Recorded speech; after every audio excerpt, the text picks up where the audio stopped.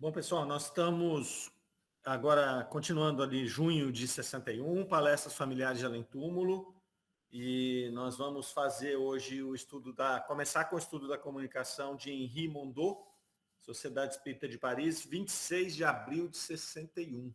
Vou compartilhar minha tela aqui. Vamos lá. Soraya, você faz a leitura para nós? Faço. Junho de 1861, Henri Mondot. Sociedade Espírita Parisiense, 26 de abril de 1861. Mário, tem como fechar esse negocinho aqui? Tem, deixa eu fechar aqui, peraí. Aí. Obrigada. Em fevereiro último, os jornais anunciaram a morte súbita do pastor Henri Mondot, o célebre calculador que sucumbiu nos primeiros dias de fevereiro de 1861, a um ataque de apoplexia na diligência de Condom-Gers, com cerca de 34 anos. Tinha nascido em Touraine e, desde os 10 anos, se fez notar pela prodigiosa facilidade com que resolvia de cabeça as mais complicadas questões de aritmética, embora completamente iletrado e sem qualquer estudo especial. Logo chamou a atenção e muitas pessoas iam vê-lo quando pastoreava seus rebanhos. Os visitantes divertiam-se em apresentar-lhe problemas, o que lhe proporcionava pequeno lucro. Lembravam ainda o pastor napolitano Vito Mangiamelli, que poucos anos antes tinha apresentado um fenômeno semelhante. Um professor de matemáticas do Colégio de Tours pensou que um dom natural tão admirável deveria dar resultados surpreendentes se fosse ajudado. Em consequência, dedicou-se à tarefa de educá-lo, mas não tardou a perceber que tratava com uma que tratava com uma das mais refratárias naturezas. Com efeito, aos 16 anos, apenas sabia ler e escrever corretamente, e coisa extraordinária. Jamais o professor conseguira que ele retivesse o nome das figuras geométricas elementares, de sorte que sua faculdade era inteiramente circunscrita às combinações numéricas. Era, pois, um calculador, mas não um matemático. Uma outra singularidade é que ele jamais pôde dobrar-se às nossas fórmulas de cálculo. Ele nem mesmo as compreendia. Tinha sua maneira própria, da qual jamais conseguiu dar-se conta com clareza. Ele não tinha explicação nem para si mesmo, e que se restringia... Só um minutinho, por favor. Tá? E que... Dona Honória está chegando aí. Aí, pronto. Desculpa. Imagina.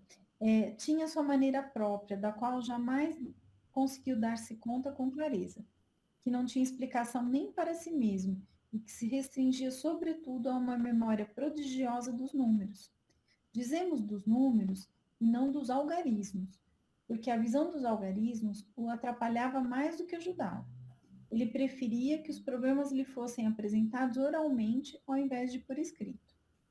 Tal é, em resumo, o resultado das observações que nós próprios fizemos do jovem Mondé e que, na ocasião, nos deu assunto para uma memória lida na Sociedade Frenológica de Paris.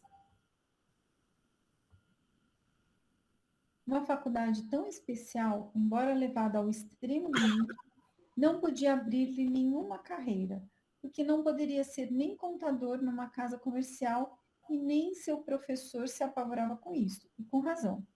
Ele se lamentava por havê-lo afastado de suas vacas e se preocupava o que seria dele quando privado do interesse a ele ligado, sobretudo em razão da sua idade. Nós o perdemos de vista há 18 anos. Parece que ele encontrou meios de subsistência dando sessões de cidade em cidade. Muito bem. Então, só a gente fazendo alguns comentários aqui. Então, esse rapaz aqui, ele era um pastor, né, pastor de vacas mesmo, né, não era um pastor de igreja, não. Ele tinha falecido em fevereiro e eles estão fazendo aqui a comunicação dele em abril. Vão fazer 2 meses que ele tinha desencarnado. Ele tinha essa faculdade, né, de resolver as contas de cabeça, mas ele não conhecia matemática. Ele era iletrado, ele era quase que analfabeto, tinha uma tremenda dificuldade de compreender e de aprender as coisas.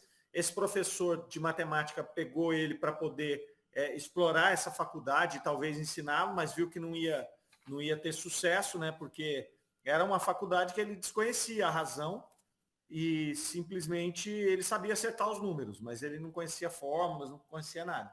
A ponto dele falar ali que tinha se arrependido de ter tirado ele das suas vacas, né? Porque ele tinha dúvida do que faria esse indivíduo depois. Ele então começa a dar essas sessões de adivinhação, cidade em cidade, até desencarnar. Eles perdem contato com ele. Então essa aqui é a história desse rapaz que a gente vai ver a evocação agora, tá certo? Vamos começar com a evocação dele. Sem mais delongas. Aí. Vamos lá. Ai, desculpa, gente, estava fechado. Evocação. Menos, menos não. 4 e 3 são 7. Nos outros mundos, como aqui. Desejávamos evocar... Um segundinho só, né? Peraí. Agora vai. Desejávamos evocar-vos pouco depois de vossa morte, mas nos disseram que ainda não estáveis em condições de responder. Parece que estáis agora. Eu vos esperava. Talvez não vos lembreis de mim, embora eu tenha tido ocasião de vos conhecer muito particularmente na Prússia e mesmo de assistir a vossas sessões. Quanto a mim, ainda me parece ver-vos como ao professor de matemática que vos acompanhava e que me deu preciosas informações sobre vós e vossas faculdades. Tudo isto é para que eu diga que me lembro de vós, mas somente hoje, quando minhas ideias são lúcidas. De onde vinha a estranha faculdade de que erais dotado? Eis a pergunta que eu sabia que iríeis fazer-me. Começa-se dizendo, eu vos conhecia, e eu vos tinha visto. Éreis notável, e enfim, explicai-me o negócio. Então, eu tinha a faculdade de poder ler em meu espírito os cálculos imediatos de um problema. Disse-ia que um espírito desdobrava a solução aos meus olhos, e eu tinha apenas que ler. Eu era médium vidente e calculador, e com tudo isto, é bom dizer, um livrinho de cálculo, de antemão preparado. Tanto quanto me lembro, em vida não tinhas esse espírito trocista e cáustico. Éreis até um pouco sisudo. Ora, porque a faculdade foi sempre empregada nisto. Nada restava para outras coisas. Como é que essa faculdade, tão desenvolvida para o cálculo, era tão incompleta para as outras partes mais elementares das matemáticas? Eu era uma besta, não é? Dizei a palavra, eu compreendo. Mas aqui, compreendeis, não mais tenho que desenvolver a minha faculdade para os números, e ela se desenvolve mais depressa para outra coisa.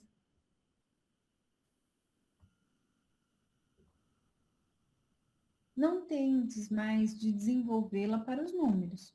O espírito escreve sem esperar o fim da pergunta.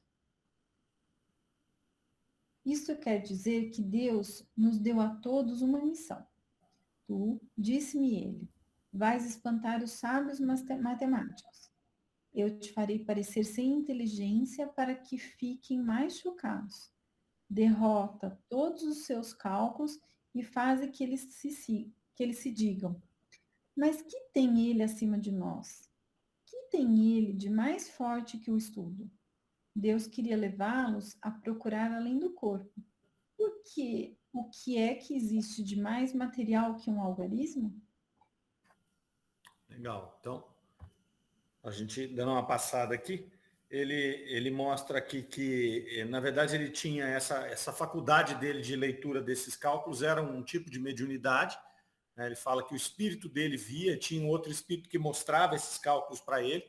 Então, ele se define aqui como um médium vidente, né? Ele vem falar aqui que era uma missão que ele tinha, justamente de poder vir aqui com essa pouca inteligência que ele parecia conter e com essa condição de fazer esses cálculos matemáticos, né, que são tão complexos, tão difíceis da gente fazer normal. E o objetivo dessa missão, como ele coloca aqui, era que as pessoas olhassem além do corpo, porque sabiam que no corpo dele não tinha condição, ele não tinha inteligência suficiente para fazer esse processo, para poder fazer por conta própria esse tipo de contas que ele fazia.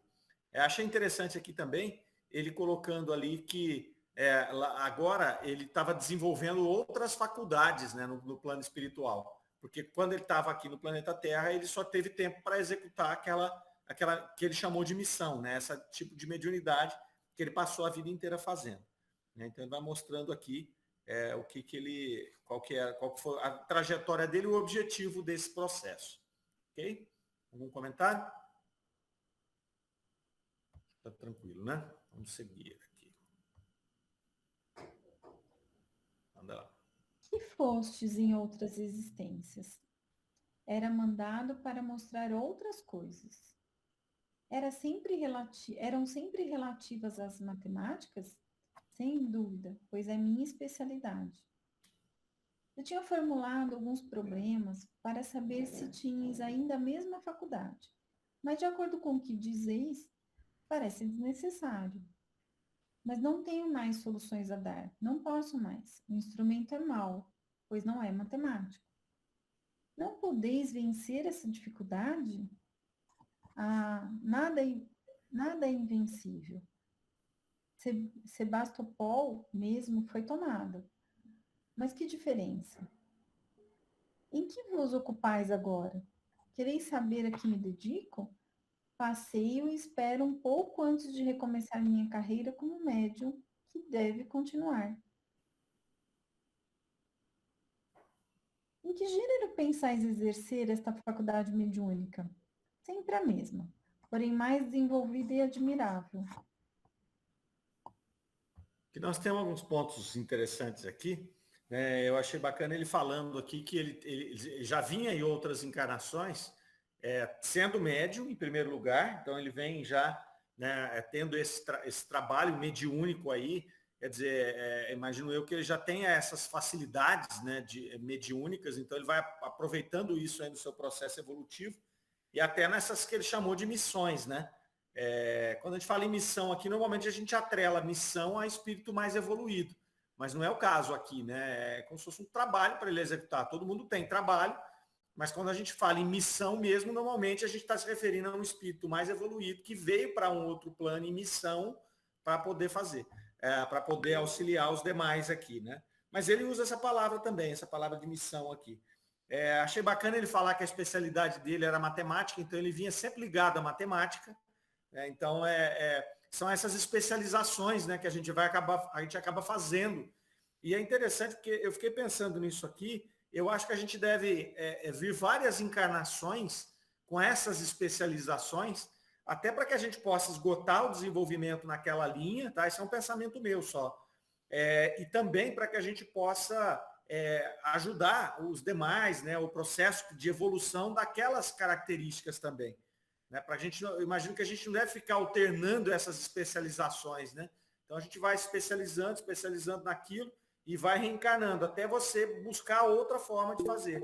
A gente vê bastante, por exemplo, músicos, né? Então, músico reencarna 3, 4, 5 vezes, você vai ver, ele era músico. Então a gente traz essas preferências, essas que a gente chama de dons, né? Na verdade, são essas especializações. Quem está perguntando aqui? Acho que é a Lucélia, né? Por que ele diz que o instrumento é mau, pois não é matemático? Ô, Lucélia, porque viu que, na verdade, ele é médium, ele não é matemático, né? Então, quando ele estava fazendo aqueles prodígios matemáticos encarnados, era um instrumento físico dele, que era mediúnico, médium, vidente, e aí ele via os números, tinha um espírito que apresentava os números. Quando eles pedem para ele, desencarnado, fazer o processo, ele fala que o instrumento é mau, porque ele não é matemático, ele é médium. Né? Ele acaba sendo um médium com essa especialidade de trabalhar em matemática, como ele fala aqui, mas isso quando encarnado. Né? Pelo menos eu entendi assim. Concordam? Né?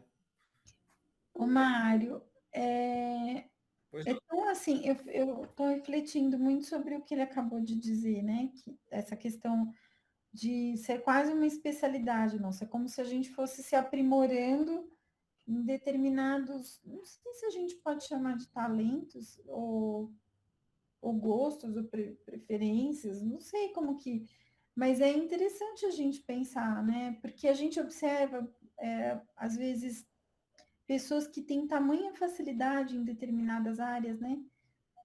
Às vezes tem famílias, por exemplo, de médicos, não tem isso?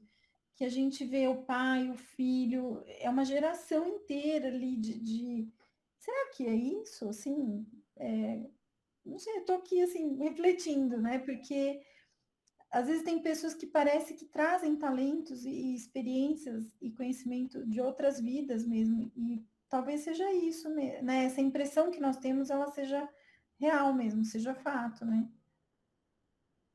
Então, eu penso assim, né? Você vê, por exemplo, a gente tem muitas famílias de músicos, né? Então tem famílias de músicos, famílias de professores, então tem grupamentos de espíritos que acabam vindo com essas mesmas afinidades, né? E eu acho que a gente vai levando por algumas encarnações essas especializações, que são, na verdade, afinidades, né? Então, eu acho que isso é interessante, porque isso ajuda a gente a desenvolver, né? Como eu falei, essa aptidão para esse ponto, até você esgotar e precisar de outro, e você também contribui dentro da coletividade para desenvolver essas especialidades na coletividade. Né? Então, por exemplo, os matemáticos, os cientistas, eles vêm e por algumas encarnações, a gente está fazendo só uma reflexão aqui, tá? Por algumas encarnações ele exerce esse processo de se dedicar à ciência, algum ramo da ciência, ele evolui a ciência e ele se completa na sua evolução usando essas habilidades que ele tem. Por isso que você vê crianças muito jovens com capacidade para fazer para cálculo, para coisas de ciência, para música. Né? A gente vê dons, por exemplo, crianças muito pequenas que têm o dom de ensinar, então desde sempre está brincando de professor. Né? Eu lembro esse negócio, eu trabalho com empresa a vida inteira e eu nunca me vi fazendo outra coisa. Eu brincava com meu irmão, quando eu era pequeno, a gente tinha livro de animal, eu brincava de comprar e vender animal. Então tinha uma empresa que vendia animal, então eu atendia telefone, vendia animal, buscava animal, esperava o animal chegar. Então eu já trabalhei com administração em outras vidas, eu tenho quase certeza. Né? Então eu penso que ele está colocando para nós exatamente isso. Né? A especialidade dele, na verdade, é a mediunidade. Né? Ele já trabalhou várias vezes como médium, tanto que ele falou ali que ele está esperando aqui, né? Ele fala que o que ele está fazendo agora? Ele está passeando, ele está esperando um pouco, ele está ali, né? Aprendendo na erraticidade, alguma coisa, e esperando a próxima oportunidade dele para trabalhar como o quê? Como médium, de novo. Ligado à matemática, e aqui ele fala que ele vai estar lá, ó, é sempre a mesma coisa lá, você vai exercer a faculdade mediúnica, ele fala sempre a mesma, porém mais desenvolvida e admirável. Então ele tem meio que um trabalho, né? É o trabalho dele. Eu achei muito bacana isso, né? Porque assim, ó, vai se especializando nisso e vai fazendo cada vez melhor, né? E vai ajudando lá embaixo, né? Lá embaixo, vai ajudando, né? Encarnado as coisas a caminharem e a evoluírem e você vai fazendo o seu trabalho, né? Vai evoluindo também. Eu achei bem interessante isso. Eu acho que é isso mesmo. Igual aqui na Terra, né? Principalmente hoje, a pessoa faz a faculdade, depois vai fazer um mestrado, doutorado, ela vai buscando sempre a mesma área, se realmente ela tem afinidade naquilo, né? Para se aprimorar. Então, eu penso que o espírito é assim também. Aí está mais craque em determinada coisa, aí vamos aprender outra, porque diz que a gente tem que aprender de tudo. Vou ter que aprender a administrar, imagina quando, porque hoje eu não sei administrar nada. Então é assim, né, Soraya, eu acho. Eu acho que talvez também essa perspectiva essa especialidade não como um fim, mas como um meio, né? É o meio de se atingir a evolução. Para uns vai ser um tipo de especialidade, cada um vai ter, mas até que porque a gente consegue com o passar do tempo, mesmo dentro de uma especialidade, você consegue ir trazendo competências, né, de outras áreas, né? Então, eu acho que é só um meio mesmo, né? Mas é bonito, né? Porque te dá a oportunidade desse aprimoramento e de você ser cada vez melhor, né? Para ajudar a si mesmo e a tua comunidade, né? Achei bonito. É isso aí, a Lucélia lá. Podemos dizer que um espírito evoluído tem também determinados dons? Deixa eu ver, para lá. Seriam diferentes nesse aspecto? Eu acho, aí vocês complementam, o que eu acho é que o espírito, quanto mais evoluído, mais maior o leque de dons dele, né? Por quê? Porque ele já passou, ele é porque é mais esperto que os outros, mais inteligente? Não, porque ele já passou por várias dessas áreas, né? Porque, veja só, a gente vai. Quando a gente está falando aqui dessas especialidades e do uso delas, é porque a gente tem várias encarnações. Então, a gente vai, né, encarnando com aquelas habilidades. Eu imagino que a gente vai, ao longo do tempo, mudando isso também. Né? Não é porque o espírito segue uma linha da medicina, por exemplo, que ele vai reencarnar o resto do processo evolutivo dele como médico. Não. Ele vai precisar viver outras habilidades e desenvolver outras habilidades, sejam elas artísticas, musicais, científicas ou até morais, né? Às vezes ele vai passar por situações de maior simplicidade, sem nenhum tipo de, às vezes, de estudo, para poder exercer outras características e habilidades. Então, quando a gente fala aqui no processo de um espírito já mais evoluído, aí a gente entende que ele tem várias vivências, né? Várias frentes de desenvolvimento. Por isso que ele tem várias habilidades, imagino eu, e por isso que é mais fácil para ele, inclusive, quando vem numa missão, poder escolher isso aí. Vocês concordam? Concordam, né? Então, show de bola. Vamos ver o que nosso matemático apronta aí. Vamos lá. Vamos ver onde nós paramos aqui. Um membro faz a seguinte reflexão. Resulta das respostas do espírito que ele agiu como médium na Terra, o que leva a supor tivesse sido ajudado por outro espírito, o que explicaria por hoje não goza dessa faculdade. É que meu espírito foi construído com o propósito de ver esses números que outros espíritos me forneciam. Ele os captava melhor do que o farias. Ele tinha a bossa do cálculo, desde que é nesse gênero que eu me exercitava. Busca-se todos os meios de convencer. Todos são bons, pequenos ou grandes, e os espíritos captam todos. Fiz fortuna com a vossa faculdade, correndo o mundo a dar sessões? Perguntar se um médium faz fortuna, errais o rumo. Claro que não. Mas não vos consideráveis como médium? Mas não vos consideráveis como médium, nem mesmo sabíeis o que era isto. Não. Também me admirava de que me rendesse tão pouco pecuniariamente. Isso me serviu moralmente e prefiro o meu ativo escriturado no grande livro de Deus, às rendas que teria obtido do Estado. Nós vos agradecemos a bondade de ter respondido ao nosso chamado. Mudastes de opinião a meu respeito. Não mudei porque sempre vos estimei. Felizmente, eu resolvi as questões sem o que não me teríeis olhado. Observação. A identidade dos espíritos é, como se sabe, o que há de mais difícil de constatar.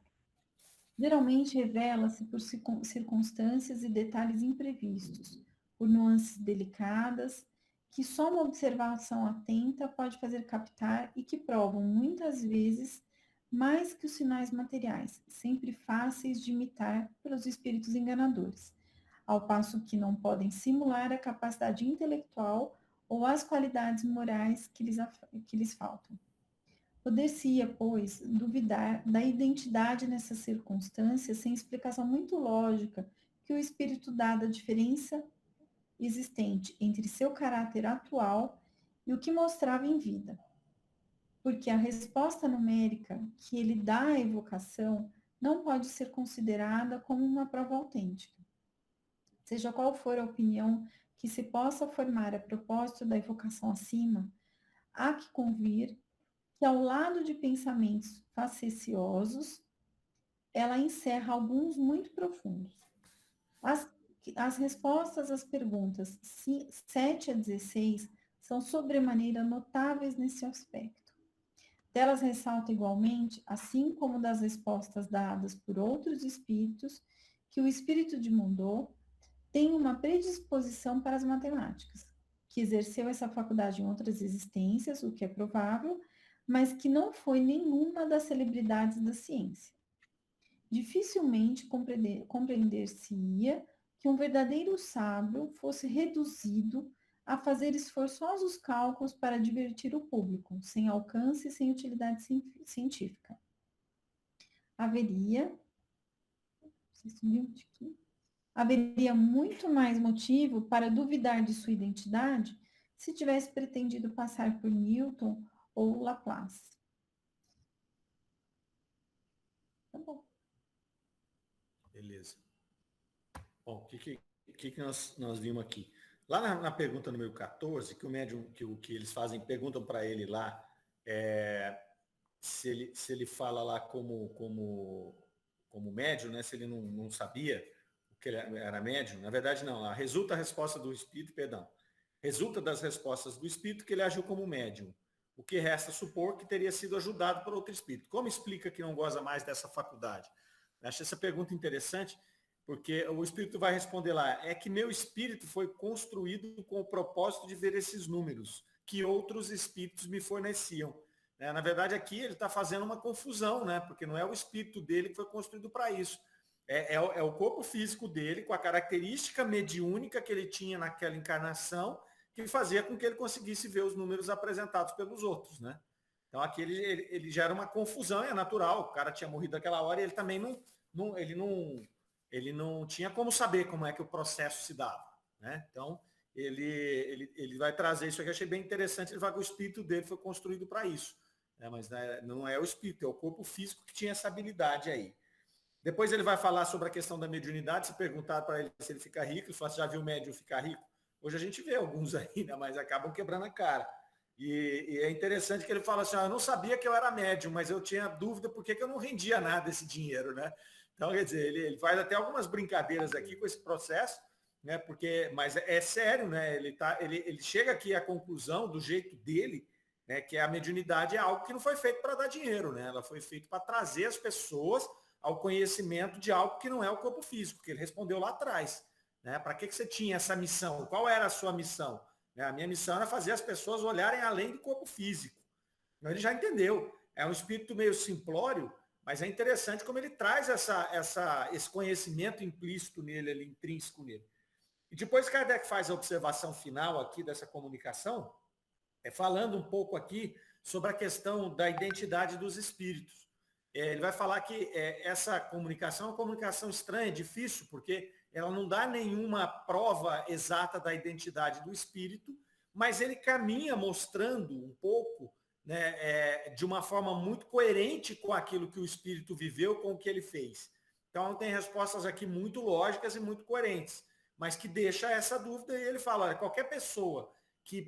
você pode pensar o que você quiser dessa comunicação, que é esse espírito, que não é esse espírito, mas é mais fácil você compreender que é esse espírito do matemático, do menino lá, do pastor, né? Que tinha esse dom, mas que não era inteligente nem nada, ele se apresentando dessa maneira, mais simplória, do que se ele dissesse que ele era um espírito evoluído. Ele fecha ali falando, se ele dissesse que tinha sido um Newton, um Laplace, seria mais difícil você identificar e você achar que era esse espírito mesmo. Porque aí você estaria colocando em xeque a questão da lógica de um espírito, de um sábio, vir com esse trabalho para o planeta Terra. Então isso é interessante, ele vai chamar atenção para isso nessa questão da identidade dos espíritos. Você observar isso. Então, às vezes você vê espíritos que estão se manifestando e falando que foi um indivíduo muito evoluído anteriormente e você não fecha isso. Né? É o contrário, você pode até ter um espírito que teve uma vida mais simples e quando ele desencarna, ele demonstra um grau de superioridade maior do que aquela na encarnação dele.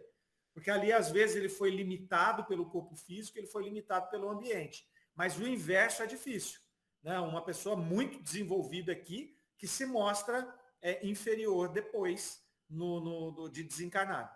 Né? Vamos dar um exemplo que alguns aqui conheceram muito bem, né? A Marleninha, o Nício Berduto, conheceu muito bem o Dr. Tomás Novelino. Né? Então, ele era um espírito culto, era um espírito que tinha, né, uma abrangência espiritual, intelectual muito forte. Ele desencarna, ele vem dar uma comunicação e ele não sabe, né, lá com CRA, então você vai dizer, olha, dificilmente é o espírito do Dr. Novelino. A não ser que você pegue esse espírito no momento da transição ali, onde ele esteja, talvez, ele pode estar em algum processo de perturbação ainda ali, se for o caso, né? Se for o caso. Mas uma vez desperto esse espírito, ele não vai ser inferior ao que ele era quando encarnado. É sempre o contrário. Né? Concordam com isso? Achei interessante essa colocação aqui de Kardec sobre essa história da identidade dos espíritos, da identificação dos espíritos, porque isso é muito interessante, é muito importante, até para a gente poder usar como parâmetro quando for o caso. Né? É claro que a gente não fica por aí, sobretudo hoje, a gente não tem mais tanto a necessidade de ficar identificando o espírito. Né? Mas se um espírito tenta se fazer identificado, a gente tem que ter os argumentos, tem que ter os instrumentos para poder saber, né, se é ou não, se pode ser ou não. Principalmente quando não for. Né? Então você tem que olhar e dizer, olha, não bate. Né? Não bate. Esse espírito que está dizendo isso aqui não tem a ver com aquele ser que ele está dizendo que ele foi. Né? A não ser que houvesse a retrogradação da alma. Ele ficou menos inteligente depois que ele desencarnou? Via de regra, não vai acontecer isso. Ele ficou menos culto, menos sábio, né? Não vai acontecer isso. A não ser que a gente pegue o espírito no momento de perturbação. Ok? Mário, Pois não. eu não sei, mas essa comunicação, acho que de todas que a gente tem visto, assim, é uma das mais desafiadoras, porque ela parece simples e parece que ela deixa uma mensagem meio subliminar aí, né? E esse espírito, né, que a gente entende ele como simplório, né, como ele coloca as coisas, na verdade, ele traz um valor para a missão dele que talvez a gente ainda não esteja enxergando na comunicação. Então, quando eu vejo, porque eu lendo aqui, eu estou refletindo assim, na hora que eu estava lendo, eu falava, mas era só isso, né? Tipo, mas não é. Tem algo a mais que a gente ainda não conseguiu compreender. E ele traz um valor, ele sabe o papel dele, ele tem uma segurança nesse papel que é muito interessante, né? E que, na verdade, faz a gente refletir como que, às vezes, a gente espera grandes missões, né? E é essa pequena missão que ele traz tanto valor, ela é de uma importância extrema, né?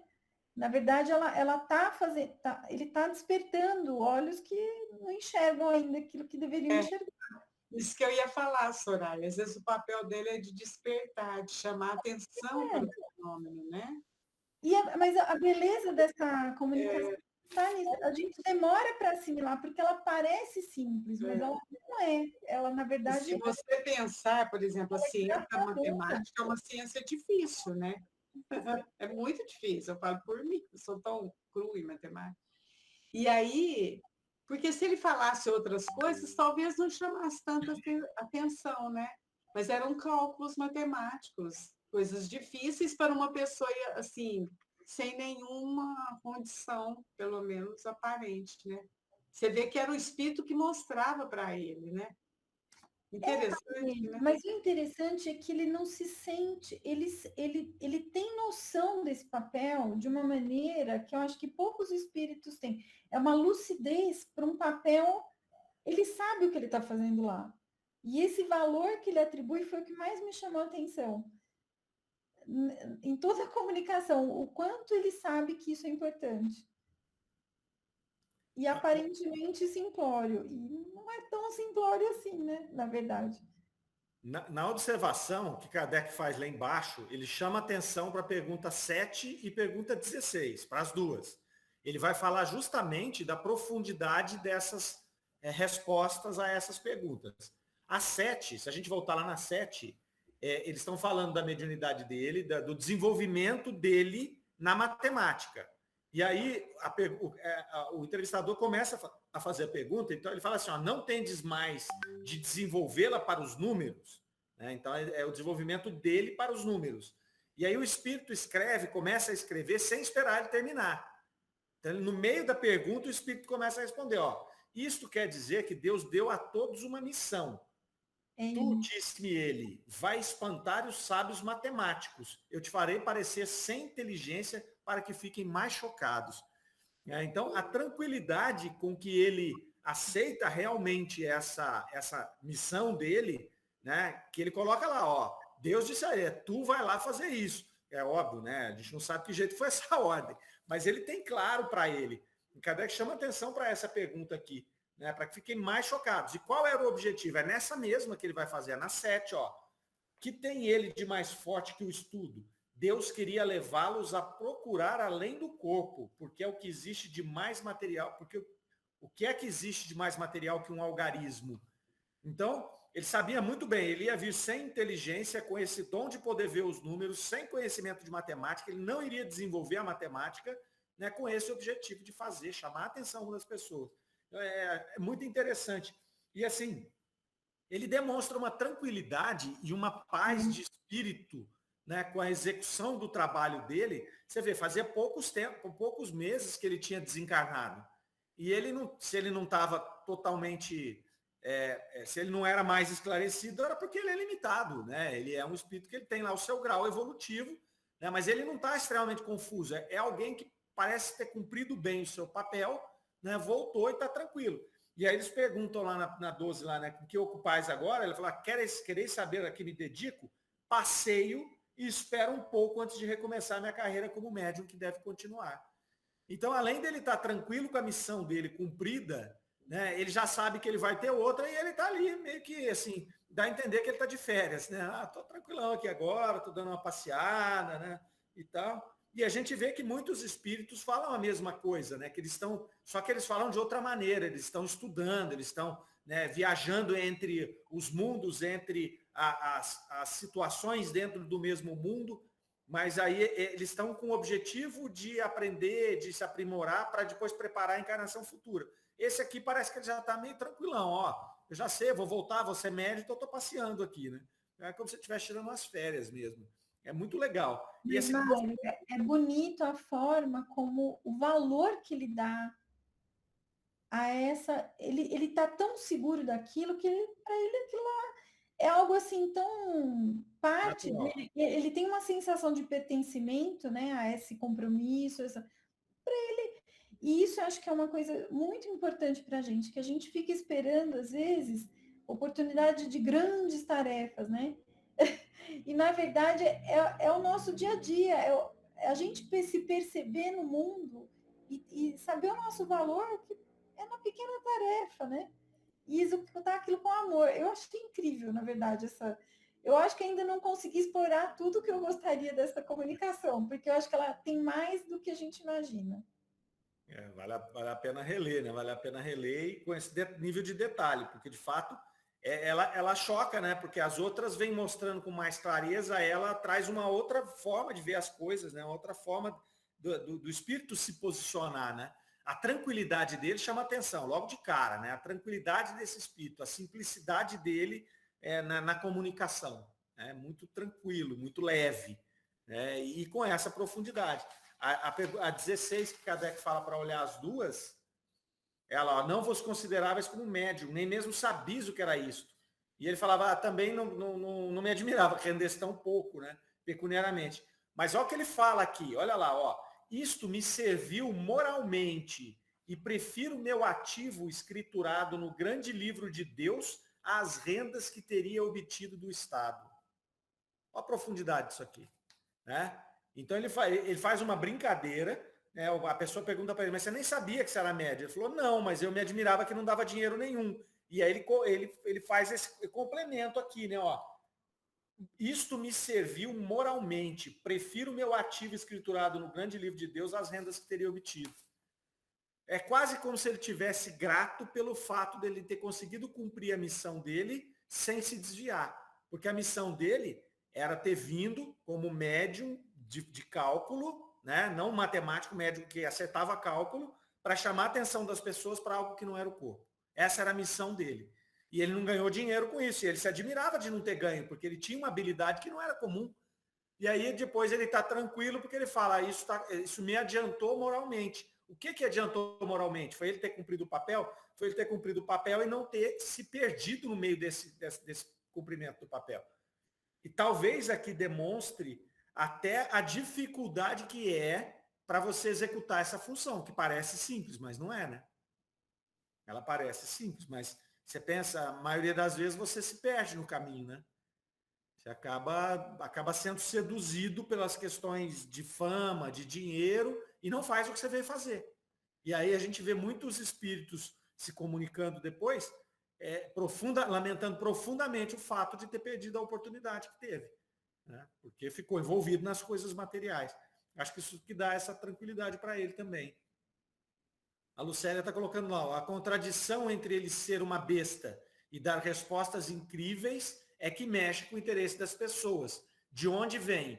Ô, Lucélia, pelo que eu entendi aqui, vem justamente, essa contradição vem justamente para ele cumprir a missão dele, que era chamar a atenção das pessoas para falar o seguinte, como que uma besta dessa acerta esses números?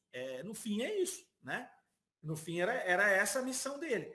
E tanto ele não sabia que ele era médium, ele não usava esse palavreado, ele não sabia que ele tinha um espírito que mostrava, ele executava aquilo sem saber que executava, né? Então depois ele viu que estava cumprindo uma missão, né?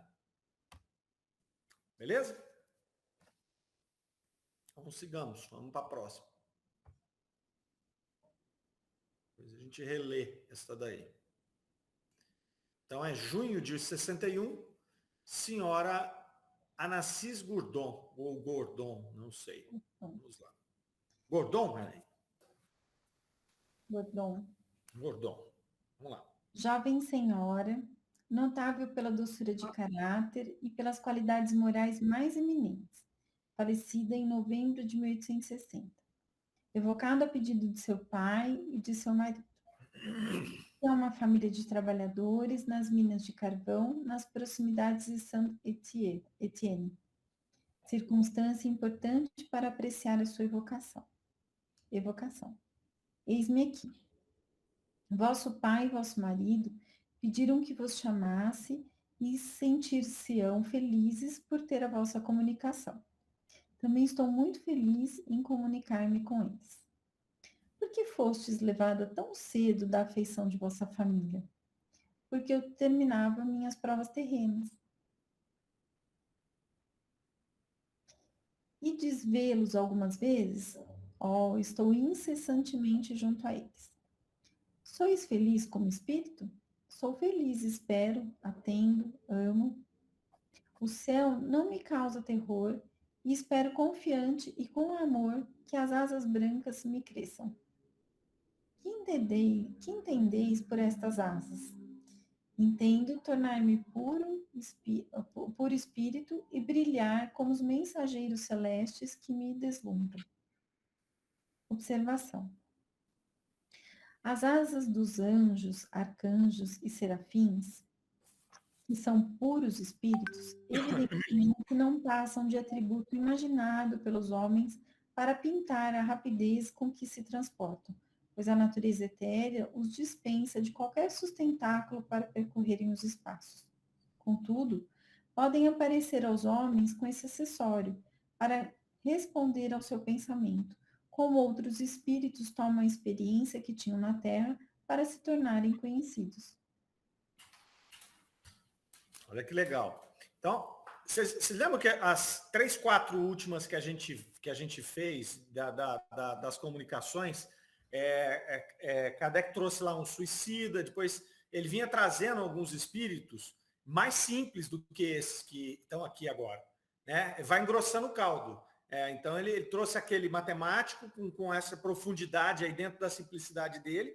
Agora ele vem trazer essa senhora aqui, ela já traz outras colocações aqui, mas não tem a simplicidade nem do anterior e muito menos dos outros. Os outros espíritos que se comunicaram, eles eram mais mais materializados, as suas impressões, as suas colocações eram mais terrenas, né? Mesmo do suicida, vocês devem se lembrar. Semana passada a gente falou dos espíritos vulgares lá, né? Então eram bem espíritos bem mais rasos. Esse aqui, ele já começa a pensar algumas comunicações mais instigantes, assim, com espíritos que trazem coisas com um pouco mais de grau de profundidade.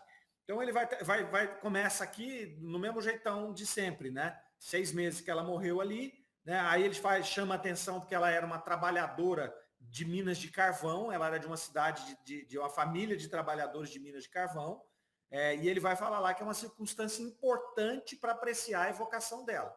Então a gente vai ver por quê.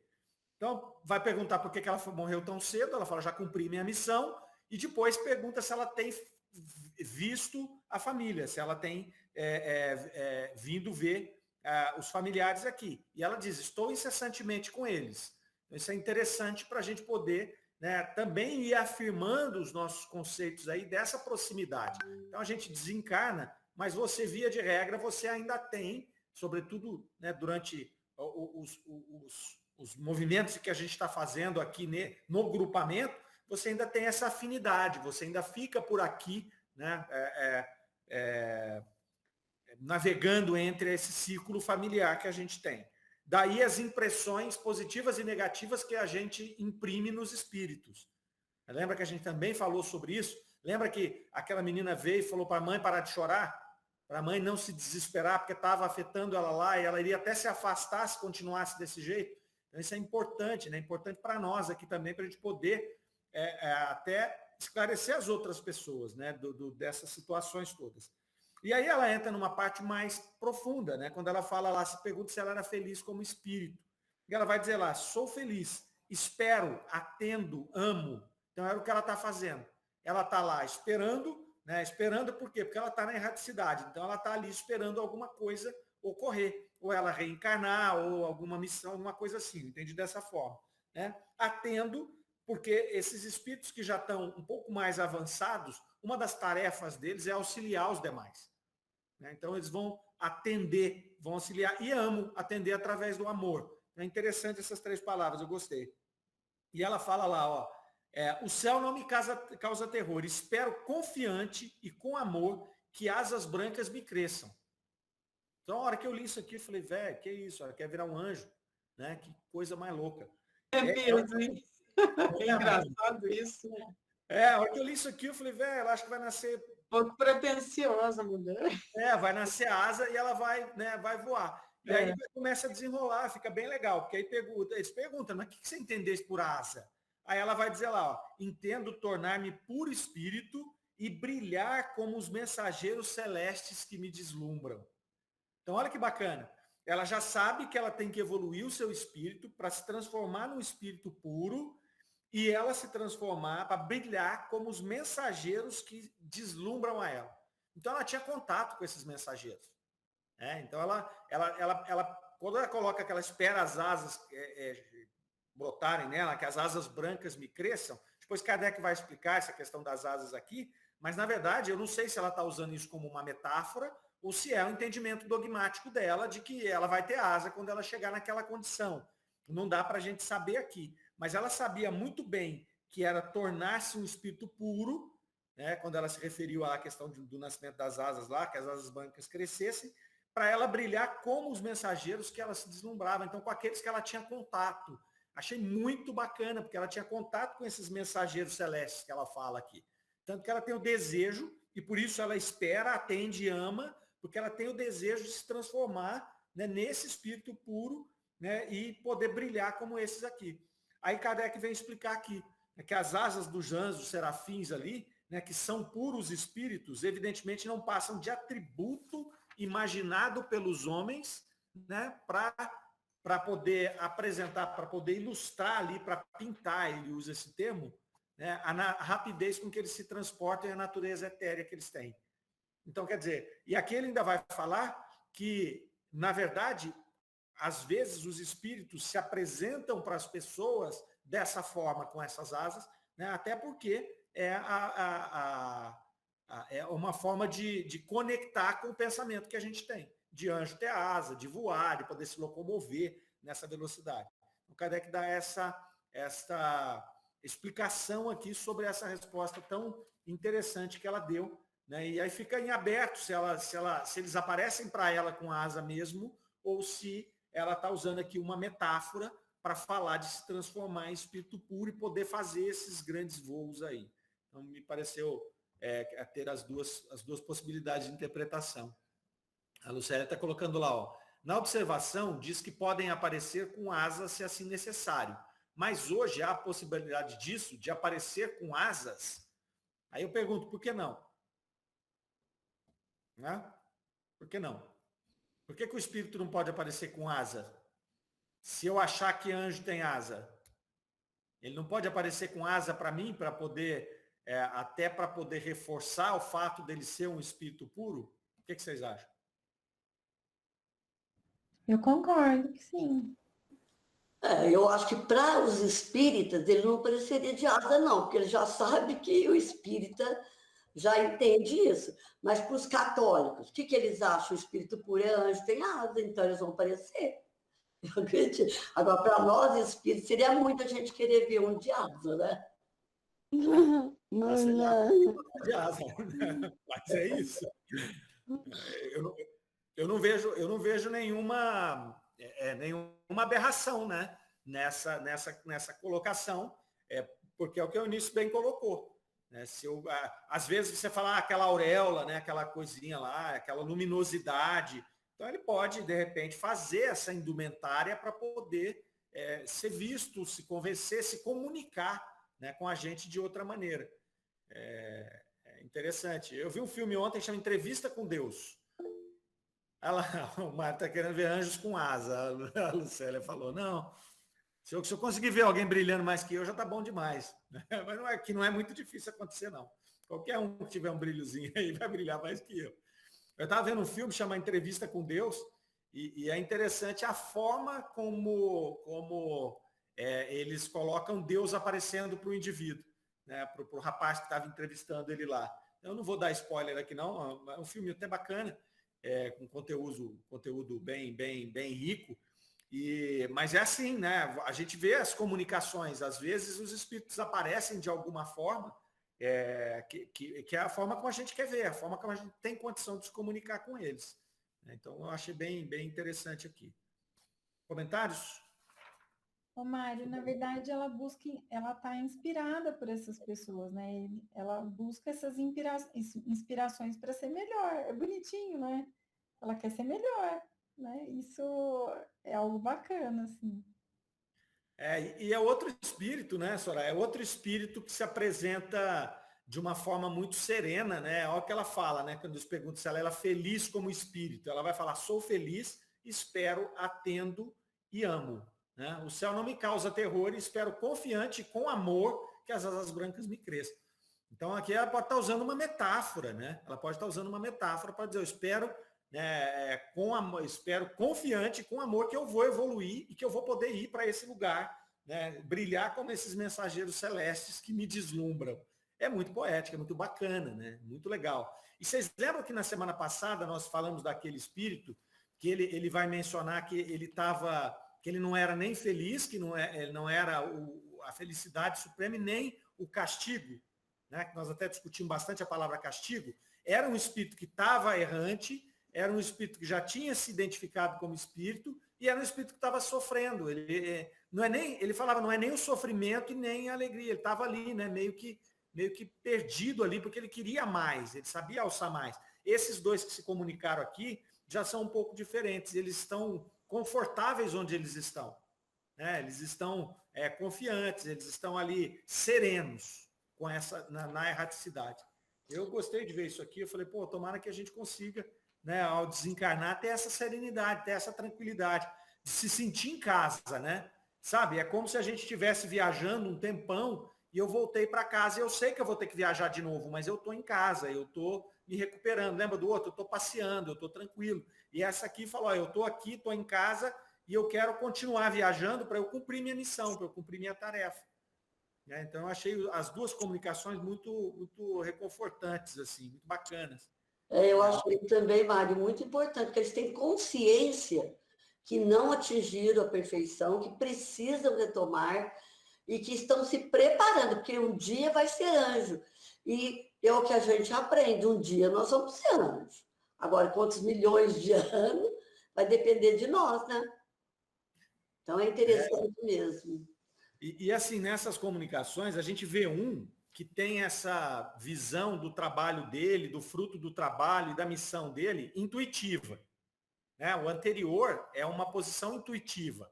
Ele está cumprindo o trabalho dele, ele sabe que ele está fazendo bem feito. É aquele trabalhador que terminou o dia e falou, olha, eu fiz o meu papel, né? Eu cumpri o meu papel, eu estou tranquilo, eu vou ter o sono dos justos aqui. É aquele de chinelão que trabalhou o dia inteiro e falou, bom, agora eu estou tranquilo. Essa aqui já é um pouco mais elaborado, né? Essa daqui já consegue ver os emissários celestes, ela já consegue ver os espíritos superiores, ela já está num outro patamar de entendimento, pelo menos foi o que eu consegui captar. Né? Esse espírito segundo aqui, que se comunica, essa moça, ela já está num outro patamar de conhecimento das coisas, de entendimento, de compreensão e até do que ela vai passar. Né? Então, mas os dois estão muito tranquilos, né? Os dois estão muito encaminhados, vamos dizer assim. Né? Mais algum comentário, meninos? Não? Então, 8 horas. Semana que vem tem mais um trecho dessa mesma pessoa aqui, da Anne, da Anacis Gordon.